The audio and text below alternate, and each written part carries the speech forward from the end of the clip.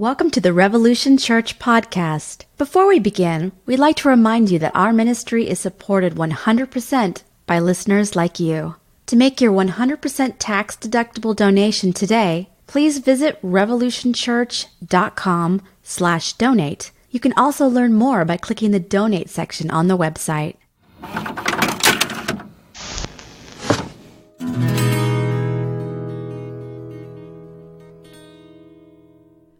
We are the Sacred Collective.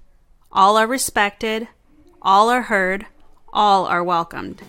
Join us.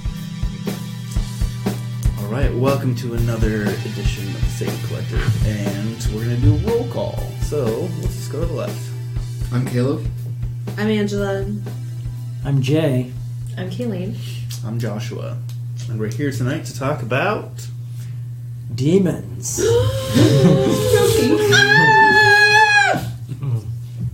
We're going to conjure up some demons tonight. No, I wanted to talk about demons, but personal demons. Type of things that we all have to deal with. For me, my personal demons are depression and anxiety.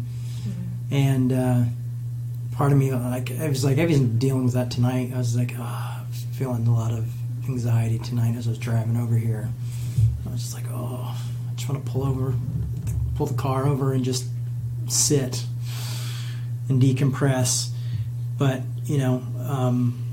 there's still life lived that has to be lived, and jobs that have to be done, and relationships, and kids, and background music. It all has to be lived out. And what do we do when we're dealing with our demons and we're dealing with the darkness of our own lives?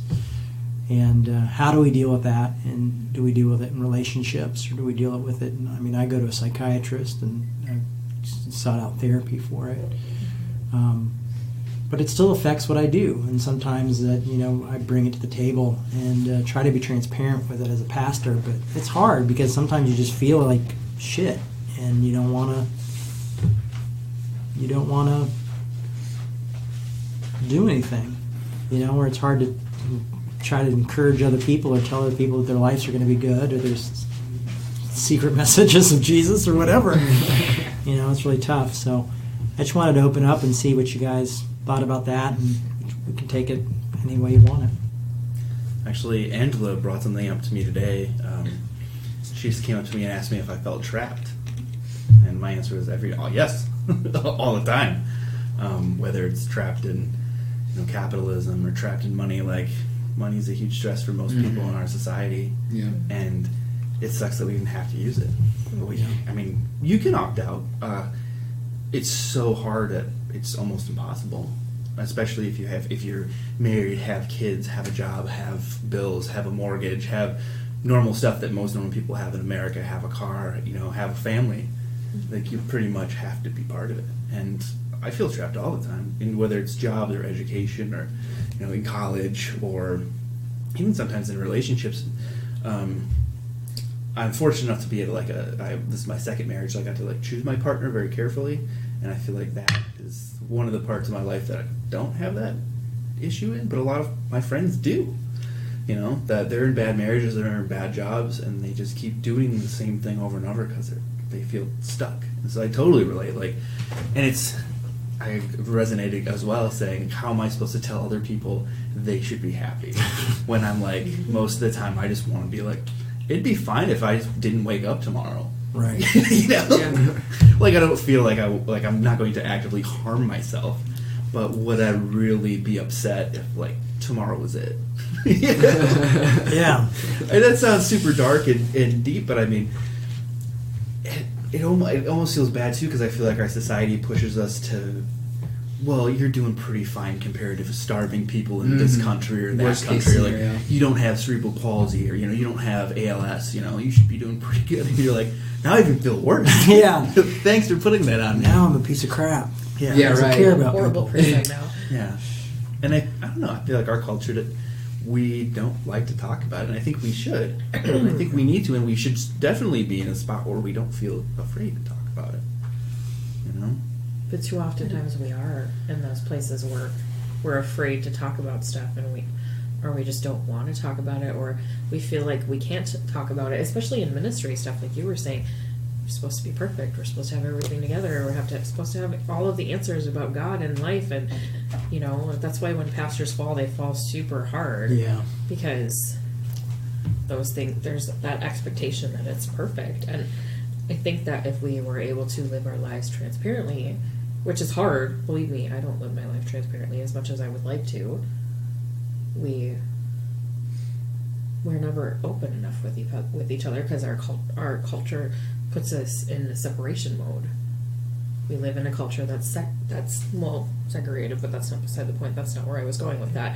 We live in a culture where individuality matters more than the group, and that's why there's so much disconnect sometimes. One of the reasons, not all of it, but sometimes that happens. And it can be really hard, detrimental for people when they don't have those connections. Another big thing I felt when I was in the evangelical community, I have a lot of mental health issues hereditary in my family. So I have depression, anxiety, and panic disorder, which I take regular medication for. But in the evangelical community, there was huge stigma about taking medication. Yeah. So when I would get my prescriptions filled and then take my anxiety medication, I would go to church and be like, the only thing you need's the Spirit, and anything else is holding you back and stuff, and then I would feel that. I would come home, and in one dramatic display when I was in my early 20s, when I was extra, I guess, I took all of my pills and flushed them down the toilet and was like, Lord, a grand gesture. A grand gesture to my trust in the Lord. And the next couple weeks were hell because I was coming off my SSRs, which is something that helps your chemical imbalance in your brain. So I had huge migraines, panic attacks twice, 3 times a day. Went to my doctor, who was very upset with me. Because she said, why aren't you taking your Celexa? And I said, the Spirit was going to heal me. Jesus. And you could just see her face look like a deflated balloon. And, she gave me a huge lecture about how we should not have any shame in taking medications, and you could tell the poor woman, she wasn't a Christian, but she was trying to frame it in Christianity because she knew I was super evangelical, and she's like, God gave us people to discover medication. That's awesome. And she's like, if God wants you to use tools to help you, and your tool is your medication, and then eventually went your Bible. Right. Eventually, I obviously went back on my Celexa, and I've been taking it ever since, and it's something that works for me. And I always have a little emergency pill case of Xanax, because you never know when you're gonna have a panic attack, and it's really nice to have. It's really annoying because a lot of people think you only get panic attacks when you're stressed out. No, they happen anytime. They happen anytime. You could be doing anything normal, Anything. and then all of a sudden you can't breathe, and it sucks because you feel like you're going to die. Yep. And so it's nice to even just have that in the back of my mind that I have a little, and I even went on Etsy and got a cute little pillowcase, because I was like, there shouldn't be any shame in it, and I always have to have it wherever I go, and it's like an inhaler. If someone's allergic to bees, they always have to have the EpiPen with them. So I mean, I want to thank my doctor for being so sweet to me when I was being such a petulant child. But yeah, I think evangelical culture definitely should not shame people taking medication for things that they need, and depression is so much more than cheer up and you know, God loves you, why aren't you happy? Like, it's so much more than that, and people shouldn't be shamed for it. My mom has depression and anxiety, so I've been dealing with that for my whole life. Same. And the pills were never, dear God, when she's off of her pills, it can be really hard. Yes. And so Xanax is my friend. Yeah. Because when she takes it, it calms down and it makes things better. Yep. And that's the point. Mm-hmm. And I never grew up in a place where there was any anxiety or shame about it, because she was always like, this is the way it is. This is normal. I have depression and anxiety. I'm taking these pills. It's fine. You know, so I guess it was always just a normal thing for me, so I never had any real shame around it. But then when I had to start taking medication, that was harder for me. Yeah. There was always shame attached, because my mom struggles with a lot of mental health, and she used to take a whole cocktail of pills, and there's always a ton of shame attached to it. So I was always growing up in that, you know, I'm so embarrassed. No one, if people came over the house, she would always hide all her pills, and it's like this big thing of put on the face, and shame's kind of part of the disease too. Yeah. Oh yeah. Shame spirals and oh yeah, those are real. Yeah. Yes. I'm on medication as well, and I've dealt with the same thing. Just not even worried about what other religious people think, but just people in general, or just I have to carry emergency pills too, because I have really bad panic attacks. Yep. And it's nice to hear other people talk about having them, because sometimes you feel like, am I the only person? Am I just crazy? I just started having Xanax available like 8 months ago, maybe, and just knowing that I have it helps. But I had a full blown panic attack last Friday, right before like one of the busiest times of my job, and it was because everyone was pulling me in like 50 different directions at the same time, and I kept hearing Joshua, and all of a sudden like I looked down and I felt like I couldn't breathe at all, and like I started to go dark a little bit, and I like realized that like I needed to take one right now, and luckily I like ran out of the situation, grabbed one, put it in, threw it back, and then waited like 10 minutes, and I was just like, went to my boss and said, hey, I just had a panic attack. I need 10 minutes, and she was like, well, you can leave if you want to. I'm like, I'm pretty sure I'll just let the medication work, and it did. But I mean, that feeling is so suffocating, and it's like you want to die. Like I said, and you feel so helpless. Yeah, it's so out of your control, and it feels like someone's pulling you out of yourself. Like, I don't know, I didn't deal with this, but the idea of Alice in Wonderland going through the looking glass, like the author said that was what his migraines were like. That's him describing his migraines, going through that, being pulled through this thing where you can't do anything, and that's how he described his intense pain of having these migraines. And like when I've had panic attacks, it just feels like I'm not in control of my body anymore. Yeah.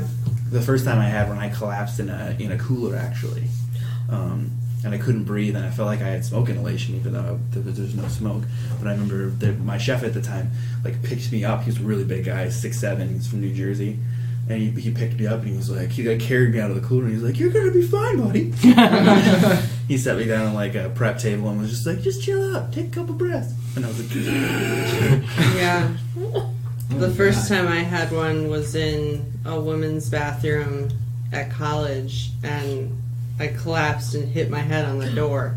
Oh. And then some poor girl came in and saw me sprawled out underneath it. She was probably like, "Someone's having too much fun last night." And so then I went to the nurse, right? Yeah. But it's more frustrating to me having panic attacks when I'm not stressed out. Like the last big panic attack I had was I went to a show at 7th Street Entry, and it was a show I'd been looking forward to for months. The band White Reaper, plug, they're great. You should all listen to them. And they put on an amazing show, and I was just standing there like waiting for the band to come on, chilling in the back, totally fine. And then all of a sudden it was like the the tunnel of vision gets close, and I had like, you need to run to HCMC now because you're gonna die. Like, that's like the one thought and I'm just like standing there with my beer, and then I'm like looking at the stage. I'm like, I want to see the show. I can't run to HCMC right now. And and I'm just like trying to sit there and breathe. And so luckily I had my Xanax and was able to pop it with my beer, which probably you shouldn't do. But then I was able to enjoy the show. So it's. I mean, I get them when I'm stressed out too, but just the most annoying thing is when you get them when you're just grocery shopping or waiting to see a band or just something irritating like that. I get them too when I'm supposed to be doing stuff with my family. And it's just like moments where you're like supposed to be normal and having a good time. Oh yeah. Mm-hmm. And I just feel like all of a sudden pressure just overcomes me. Mm-hmm. Like you're gonna screw this up. You're gonna have a panic attack, and the panic attack is like, I'm here. Self-fulfilling. Yeah, it is. Yep. It's totally Thanks one for of those letting me things. in, buddy. Yeah. Yep. Yeah. So it's one of those things that definitely, man, it happens the most Inopportune time. inopportune times. I mean, not that there is an opportune time for panic attacks. Yeah. This would be a great time for it. But yeah. And I feel like depression's almost like the other side of that coin. Like, I feel like I'm just depressed because, not just because of the news, but like, that's a huge source of anxiety and like depression, but like, just think about what's actually going, like the injustice that's actually happening in the world and the weight of that just feels so heavy to me. And it's like, so like, if you go to parties, like, what do you want to talk about? I'm like, I'd like to talk about the crippling depression. And you're like, I had fun at the Twins game. I can't go to Twins games. Yeah, he's a lot of fun at parties. Yeah. That's why we have this party. Yeah, right. So what do you think about it? You've been quiet so far. Yeah, I'm just thinking about the connection between all this and your demons. It seems like a lot of us have like the same kind of demons, namely anxiety and depression. And then I'm just kind of wondering, like, I think demons and the idea of possession is a powerful idea, even just, poetically. Yeah. And being like, having like a monkey on your back almost, like having something clinging onto you, being possessed by something, and then you're also, I think, clinging back onto that thing in response a lot of times, I think. And learning to let go of certain things. It's not that you're going to erase all your genetics or like, now you got Jesus, you don't need your pills anymore or something like that. But he'll flushing the pills in the toilet. I feel it's a like sacrament. Like, everyone I comes feel up like once a anxiety week. and depression, at least in America, is more prevalent than it used to be. And I think it's because we've gotten to a point where, for generations, everyone just pretended and it was okay. Like, all our parents and our grandparents just put on this facade of, this is what a man's supposed to be, this is what a woman's supposed to be, this is what a family is. And as that facade's slowly broken apart, being like, well, why can't a father be more generous towards his kids, or be more love. be more like the mother type, or stay-at-home dad, or all these cracks started to show, and people said, holy shit, everyone's pretending. And no one has the answers. What you were talking earlier, I was in a meeting with people at work, and I wrote down, pretending is neat. Because everyone was trying to portray themselves in a really particular light. And I was like, everyone here is just pretending it. And I think maybe people who are, this is going to sound mean, but have more integrity, or people who are trying to be the truest to themselves, possibly be like, I feel like I'm pretending too. And it almost feels like at any moment someone's going to call your bluff. Yeah. Wow, that's a good one. Cool. Yeah. It's like the Truman Show. Kind of, yeah. Oh, Yeah, like, what do you cross, like, what you identify with, like, where's the line that you cross into, I'm legit now? Like... But then you're pretending to be legit. Then you're pretending to be legit. Like, when I was, in my 20s, I was like, I'm the most punk rock motherfucker ever. And what... But I'm still Christian. Punk rock for Jesus. Like where, and that's a whole nother Straight podcast edge. in itself. Yeah. Where does the line cross into? When you become I'm legitimate. finally legit. I think it's Like, arbitrary because there's no line. That's the when I graduated from high school, I didn't really feel any different than anything else.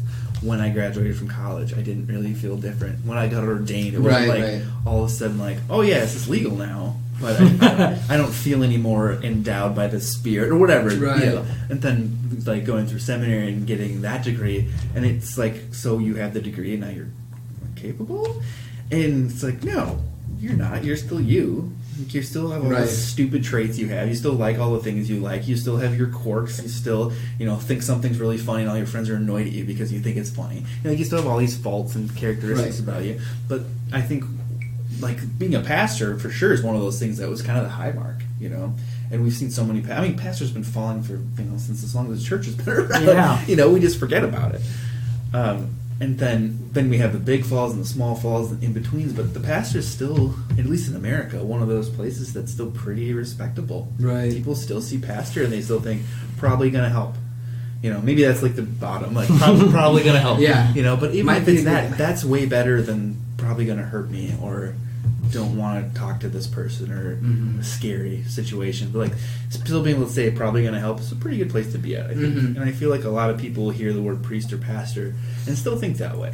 I still think like probably wants to help, maybe misguided, but they're like but like heart wants to do something cool. More likely to help you change a tire or something than a professional gangster, for example. The old Sopranos tension between the priest and the gangster.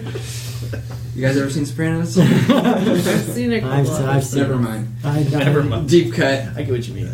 But I think a lot of the mega churches. Okay, never mind.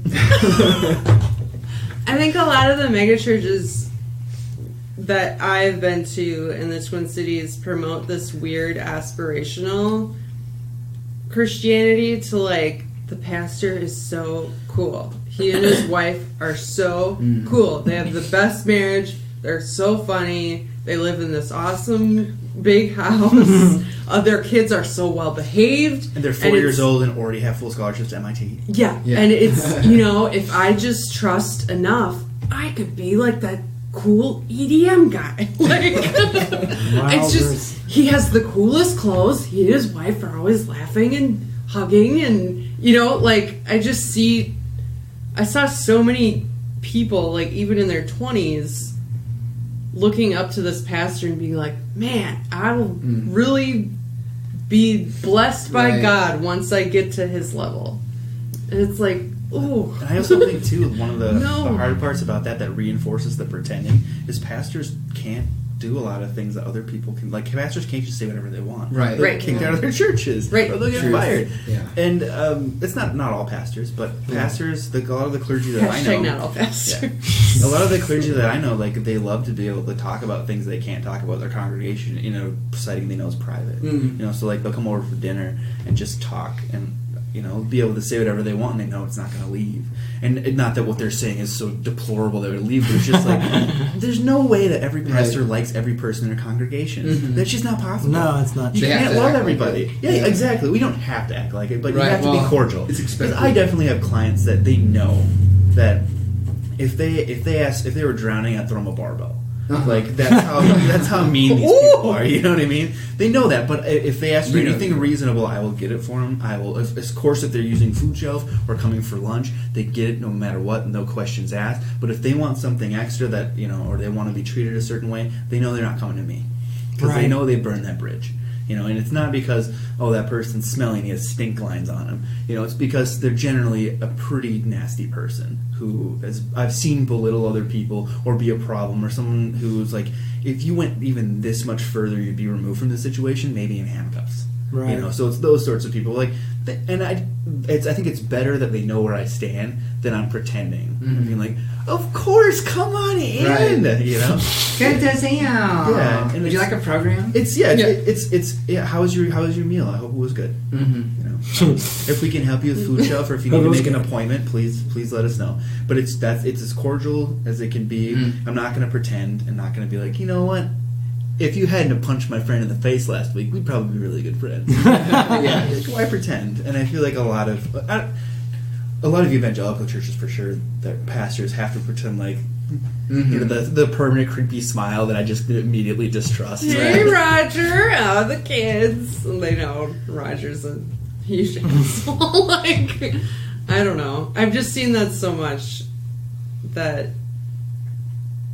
it's just so insincere. And if you go to a new church, someone comes up to you, hey, what's going on? You have a tattoo? Whoa! Like, it's like a kid's TV show. Like, you should come to a small group. It's super rad. Yeah. Like, you know, and I'm like, what? I'm an adult. Like, you can talk to me like an adult. Like, it sounds like a used car salesman to me. You two like, probably have no money down. Come to your small group. Get you some Jesus. Yeah.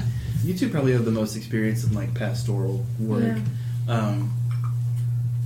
How difficult do you find to talk about other people's demons? Like, do you use yourself as an example, or is that something where there's a wall there that you can't do? For me, it depends on the situation. Especially in pastoral care and chaplain situations, we definitely, when you go through the pastoral care training, definitely we are taught that it is more about the person that we are ministering to rather than us, unless we feel like some sort of antidote would be an important thing to help build rapport or help them see that, oh, what I'm feeling is normal, or it's not, you know, it's okay, or whatever, because you always have to be aware of what you bring to the table. You have to be aware of your feelings, your crap, whatever it is, and whatever it is that person is saying to you that's triggering whatever crap inside of you have. You have to be very aware of that. And when you're doing chaplain training, I used to have to do write-ups of my visits where here's what was said, here's what I was thinking and feeling when this was being said, and then everybody would analyze it, and that was fun. Okay, anyways, some days it was more fun than others, but so for me, I'm always aware, what do I bring to the table, what is appropriate, what's not appropriate, what boundaries do I need to have, how much do I need to get involved, and when do I need to take a step back. And with my friends, I don't do that. But when in ministry situations, I have to, because if I don't have boundaries, if I don't have that, I will get in too deep, and I will make something, or I will say something that's inappropriate, or I will put myself in a situation that is potentially dangerous, because I have done that. And let me tell you, those potential situations are very dangerous and sometimes scary and very uncomfortable. Sometimes it can get really crazy, you know.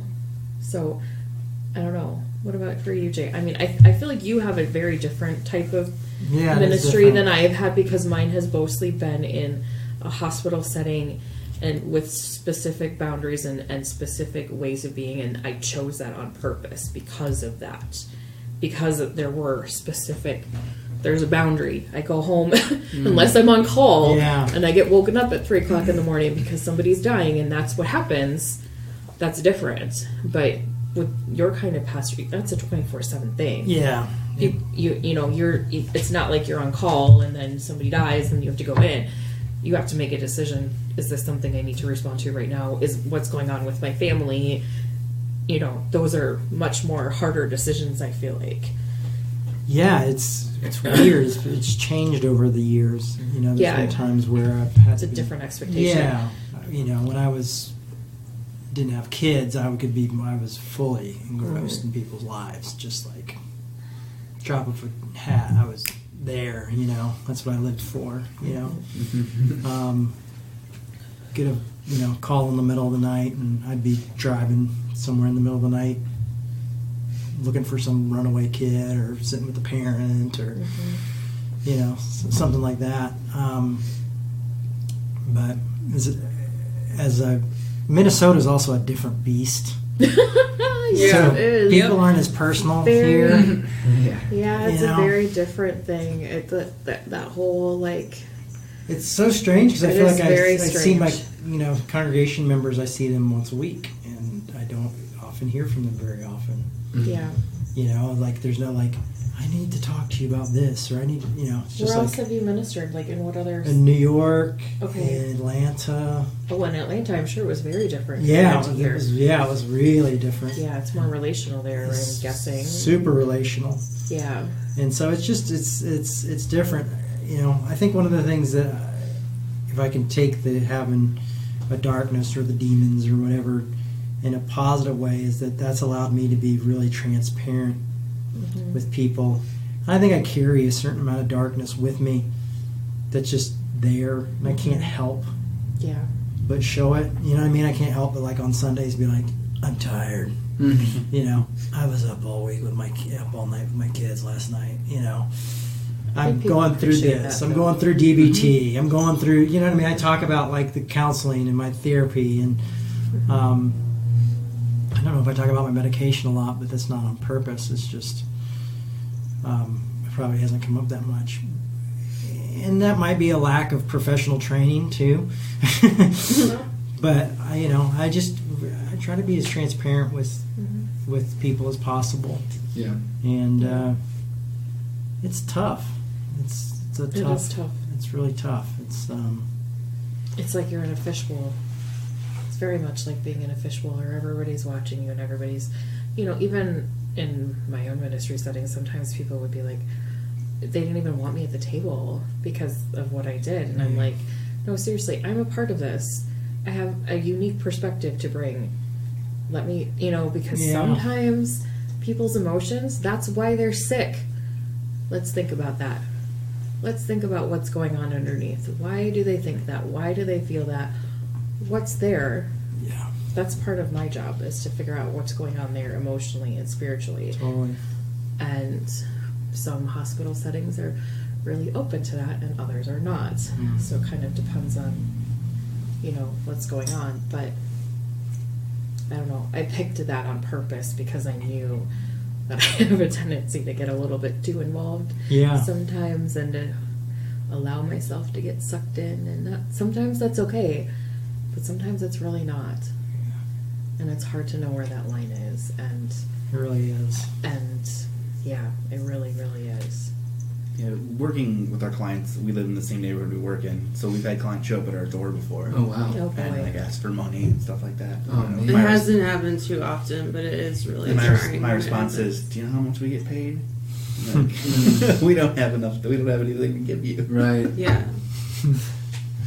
But That's I feel like it's funny because we talk about like pastors like this and pastors' wives, but then we have a chaplain and a pastor right here at the table. We're talking about this like it's like some foreign thing, but I think it is interesting because I would say that even what like Angela and Joshua do is ministry in a sense. It is very much like so. even if that's More not how so. you guys would define it. I would. Like, I think you're it out is there more so. washing- Yeah. So Washing the shit cakes off people's feet in the front, the front line of the battle.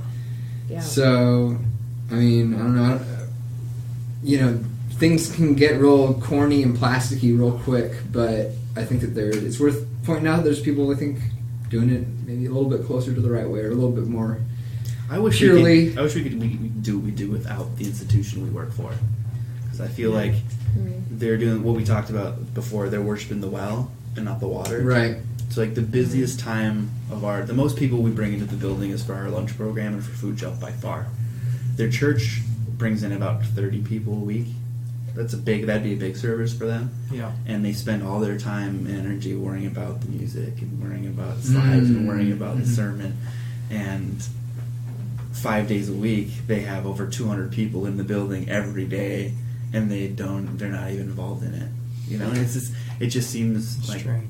it seems like they're focusing all this energy on something they really want to happen, and they're forcing it to happen. But they've got all this other stuff that's just happening, that people are just showing up, that are coming into our building. And not saying they should try to convert them while they're doing that stuff, but I mean they should if they want to help the community, that's how you do it. Mm-hmm. And even we had a meeting today, and they were saying that I think the best things we do for the community is the lunch program, the food shelf, and food distributions.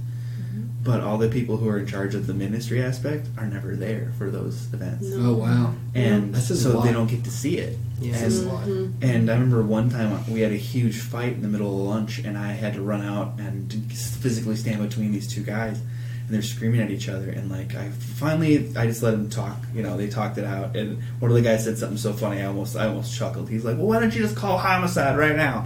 And I was like, "Okay, but then I went through the building and looked for any of my supervisors, and everyone had gone to lunch except me.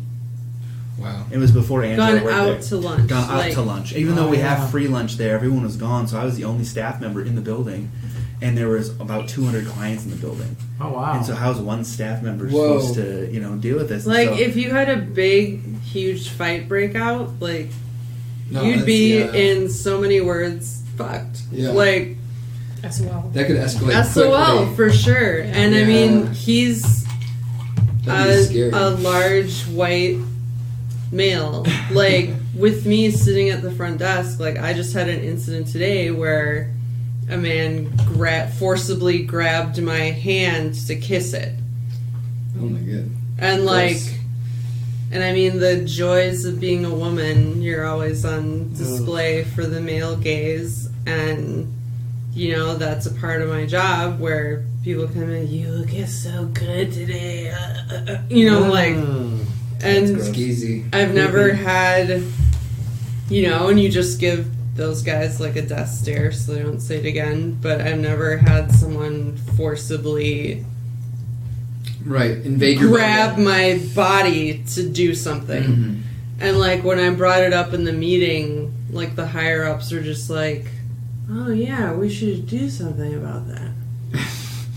Blank stare, blink, blank. Like, it's so, I mean, they're tucked like back in their nice offices, and I'm out front, the first line of defense for people who come in, and it's like this huge disconnect of, Mm-hmm. I'm worrying about the PowerPoint on Sunday, and like I'm worrying about our staff and the other and clients' that's safety. why I wish we could do what we're doing without the gaze of the organization we work for. Yeah. I don't have Yeah. anything bad to say about them. I just feel like they're trying to be something they're not, and they're overlooking what they are. And so, like, the water they already have, they're ignoring, and they're just like, "Look, this well's so nice." Yes. Wow, that's good. Yeah. Yeah. That's really good. It's too Yeah, bad. it was weird. Well, it is too. It's frustrating because we constantly struggle getting volunteers to come in, even though there's plenty of people in the Twin Cities who want to help out. But every time they try to connect, it's like, "Oh, sorry, I missed your 15 phone calls, and I didn't call you back because I was busy." Like, you can't. How much do you expect? Because if I was going to volunteer at Right. a church, for example, I'd probably make 3 or 4 phone calls, and I'd give up if I didn't Yeah. get any response, or send Yeah. out an email. And if I didn't get anything back in a week or two, I'd just be like, "I guess I don't want my help." You know, I get it. I understand that. Like Yeah. rejection, even at that place where you're not even in a relationship, still is like, fine. I don't care. Like, I need you. Yeah. But I don't know. Do you think so? How does church, like a typical church setting, how does that interact with other people's demons? Do you think that they're on display, or do you feel like you're sort of, in your church specifically, you're sort of the Keely's shaking her head, and I agree. the vessel where people get to put their anxieties on you. I was in just a certain waiting way. until he was done, but yeah. No, I saw it and I was like, she's doing what I'm doing inside. Yeah, no, people can go to church and they don't have to be on display because there's other people that are on display for them. Bingo. Or instead of them or whatever, especially if it's a church where there's like this big display thing going on where it's like a rock concert or something. Totally. People can just show up. Can be very passive. Mm-hmm. They can be. And that's why some of those churches are so huge, because you can be very passive. Yes. And then they can still complain about how their budget is not being met. Mm-hmm. Like when we left that church we went to last week, I just felt like, why would I ever come back?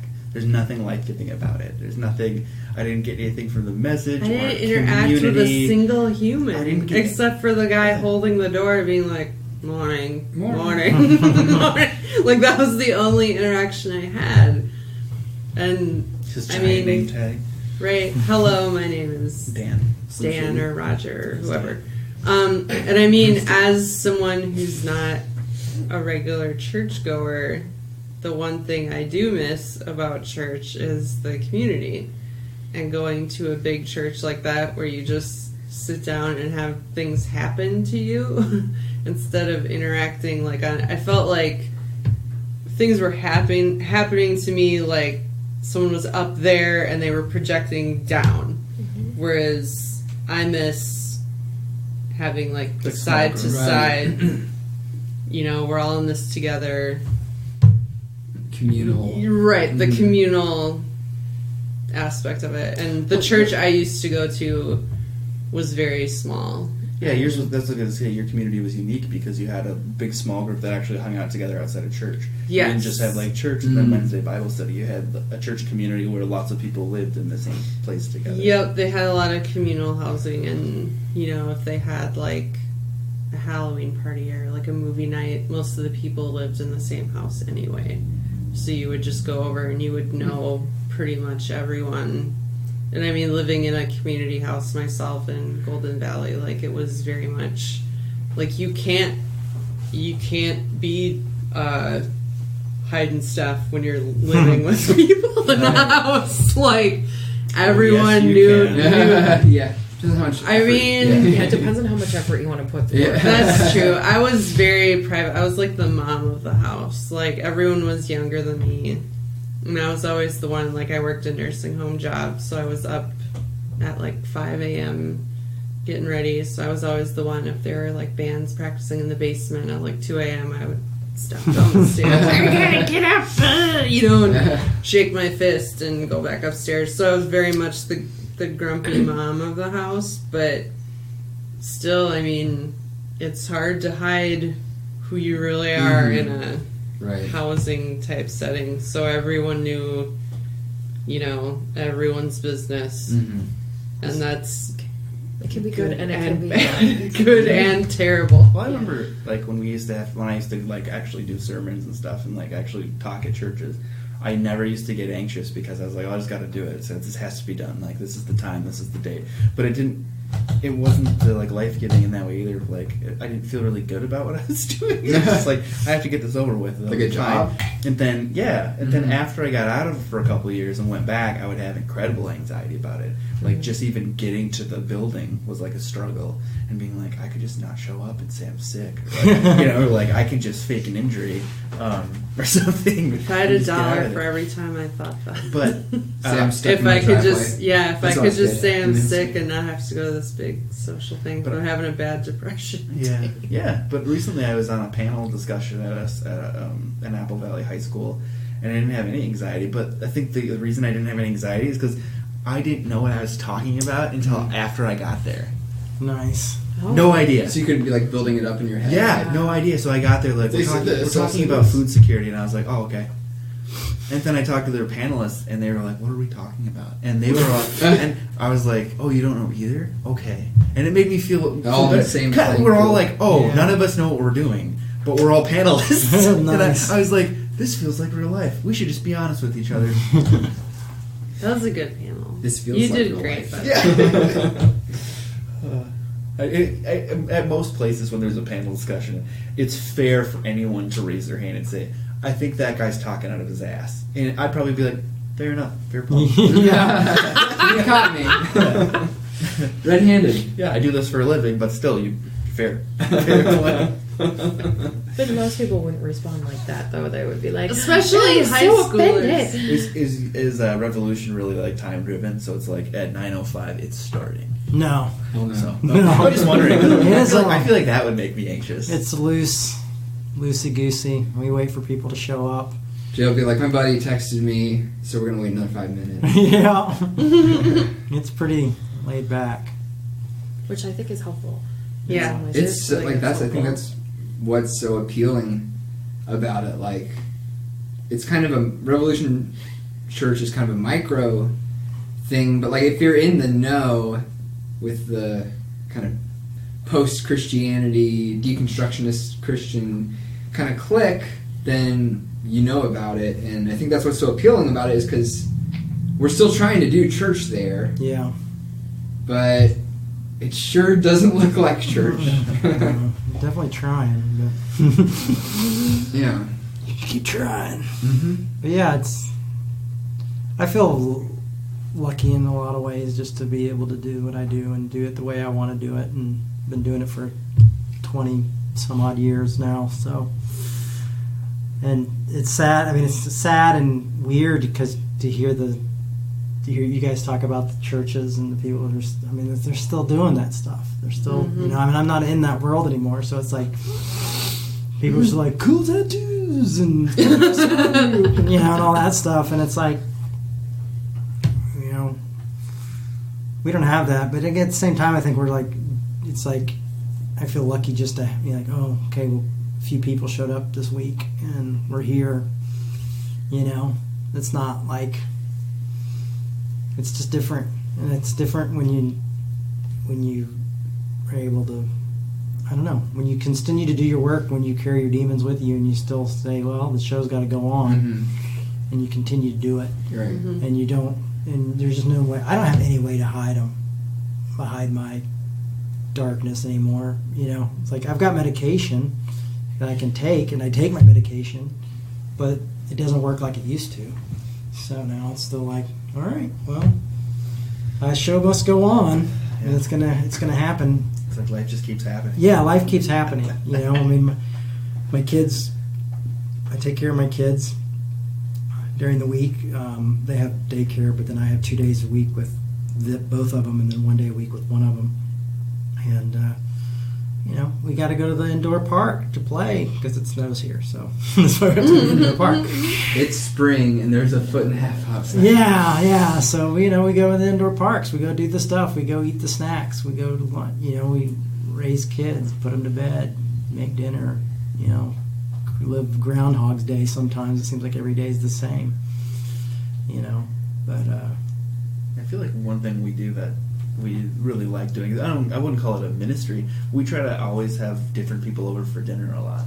Different couples. So like usually once a week we have a different couple over, or family or something over for dinner. But I mean, your love language, I don't really like using those. I think they're cheesy. I think they're so cheesy. But I think your way of showing people love and respect is serving, like making them food, and it's making also them a way feel to deal with my own anxiety. Yeah, because cooking calms me down. Yeah. So like cooking and doing out, people are like, you worked in the kitchen all day. I'm like, yeah, leave me alone. Stay busy. No, it's, I mean, idle hands. Even like on Saturday when we were snowed in, he made like a pot roast and cookies, and I mean, both of us struggle with anxiety and depression, and I think when you do a lot of arts and crafts, you know, arts and crafts calms me down. Like one of the most calming things for me, so stupid, but to make tie blankets.